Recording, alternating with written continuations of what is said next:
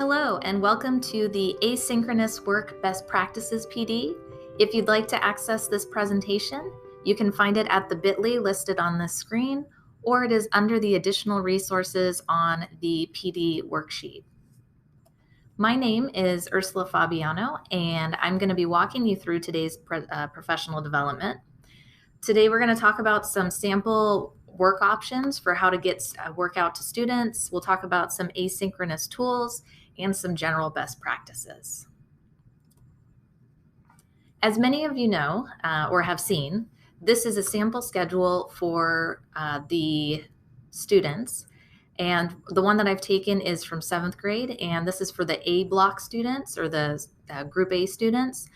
And what you'll notice, so it's going to be the same for all students as far as their asynchronous time goes, at least for middle school. It might change for high school. But as of right now, your students will have two 40-minute blocks that they'll be working on stuff from your class and two 55-minute blocks that they'll be working on stuff from your class asynchronously. There is a small amount of time on Wednesday, but keep in mind that that is a minimum day, so you might not be able to assign too much work for that day. It might just be a quick review of something, something just to keep them in that school mindset or that work mindset. And so let's talk a little bit about weekly work schedules. So one thing that's really going to help your students is to allow them to see what they are going to have required for that week. So an example that we have here is just giving them a sheet that says what they need done each day throughout the week during their asynchronous time, so they can quickly go to those assignments and take care of it. In this particular example, the students can highlight the box once they've completed that assignment. That's really going to help you if you push this out through Google Classroom, because you could do a quick view of who's filled in what boxes, which allows you to see if that's something that's ready to be graded, or you can also see if the student hasn't completed it. You can talk to that student and see what's going on to help them out and get that completed. Another option is to schedule your assignments through Google Classroom to students. So many of you have probably seen this before, but whenever you assign, there is a particular spot where you can select which students to assign it to. So you can assign things specifically to your Group A students and your Group B and your Group C students based on when you're going to need that due. And unfortunately, right now, they don't have a way to group students, but so each time you do it, you would have to select the students in each group. You can also schedule once you go to the assign, there's a drop down. You'll notice there's a spot to schedule it. So if you have something that you want to have due asynchronously on Wednesday or Thursday, you can go ahead and schedule that. That'll pop up on those students' feeds. If you selected certain students, that'll pop up for them on their Google Classroom. Another great way to give students options for when they're doing their asynchronous work is to create choice boards. Choice boards can be a lot of fun for the students, and they're a lot of fun to make, and they can be super creative.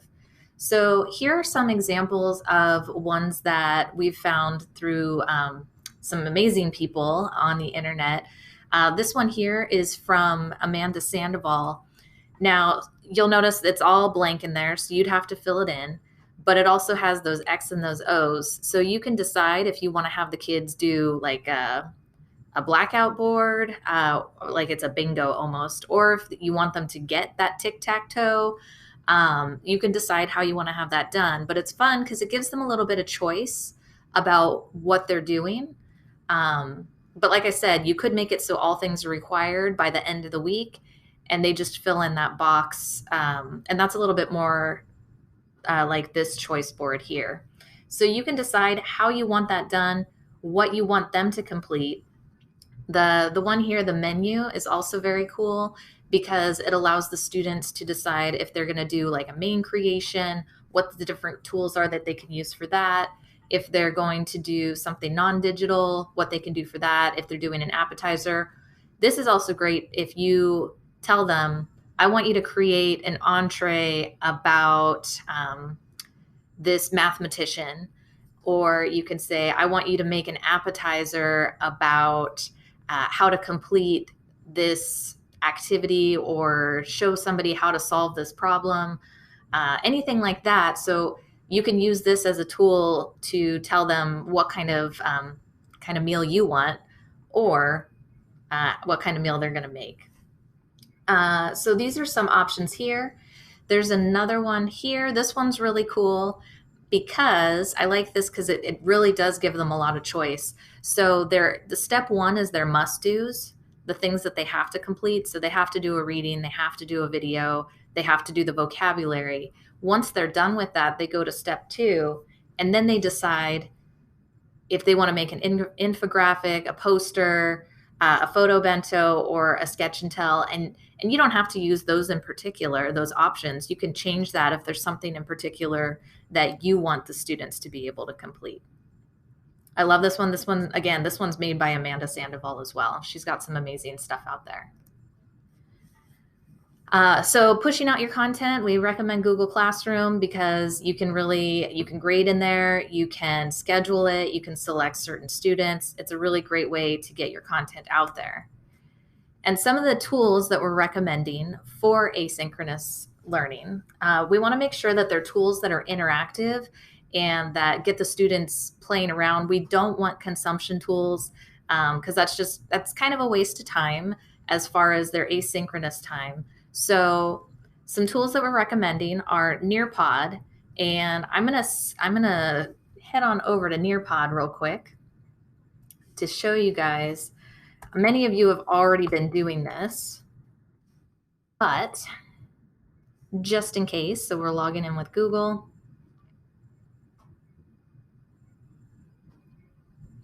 And once you get there, you'll have your library there, and once you hover over whatever lesson you've selected, there is that student paced option. You just click right there. You can decide if you want to require student responses and prevent skipping. So that means they can't skip to the next slide until they've answered the question. And you can change the days remaining if you'd like to. So you would just share this link, or you would share it on Google Classroom, and the students can do that at their own pace. You may want to make sure you have a due date on that just so they know when they need to have that completed by. So again, that was just hovering over and selecting student paced. If you don't get the option for any of those, like for example here, it just says save changes. Once you save changes, then it'll allow you to make these choices as well. So Flipgrid, a lot of you have been using Flipgrid. Don't forget that on Flipgrid, there is that big library where you can select different videos that are already created. So they've already got a lot of great things on there, and that's on the Discovery library. On Flocabulary, I'm going to make this bigger for now. So on Flocabulary, same thing. You can assign videos, and you can just put that link onto your Google Classroom, or you just tell them you've assigned activities for them in there, and they can go straight to their vocabulary, and those assignments will show up once you've assigned them. Google Slides, amazing tool because it allows you to create interactive slide decks. So your choice board could potentially be a Google slide that takes them to other slides within that same deck. To have those interactive activities that they can complete. And that's really similar to the Amanda Sandoval Choice Board option as well. So if you're not sure how to use some of these tools, please reach out to us, techtosa@psusd.us, or if you know who your site Techtosa is, reach out to them. We're here to help you. So again, if you have any questions, just reach out to us if you're not sure how to use these tools. Last but not least are general best practices for asynchronous learning. Using these best practices will make the most of your asynchronous work time. Make sure you have concrete expectations and due dates. This is going to be important to keep the students on track so they know exactly what you need from them and when you need it by. Make sure that with all your asynchronous work, you give clear directions If students are unsure about how to do what you are assigning, most likely they're not going to do it. So please make sure that whenever you give them their asynchronous work, they know exactly what they need to do and what's expected on the assignment. Make sure that you're giving meaningful work. If you're giving them busy work, they're going to know it and they're not going to take as much time to complete it because they don't think that it's worth their time. So make sure that the work that you're giving them actually has value. It'll be more fun for you to grade, and it'll be more fun for the students to participate in. Also important is to give meaningful feedback.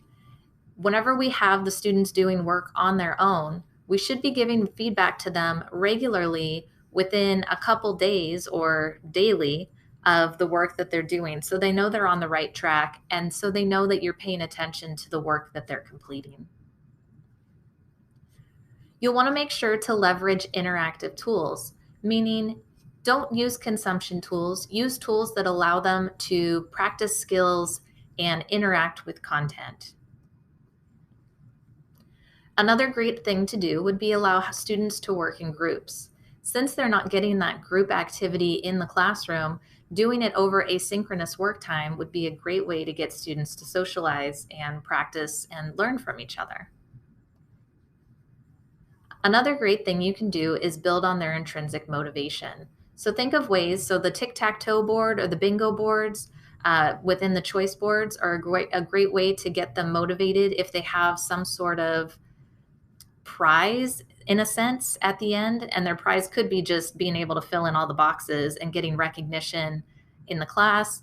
Depending on the students, depending on how you run your class, just motivating those students with them knowing that they're going to get recognition for the good work that they're doing. Another important thing is to be able to create a schedule for yourself.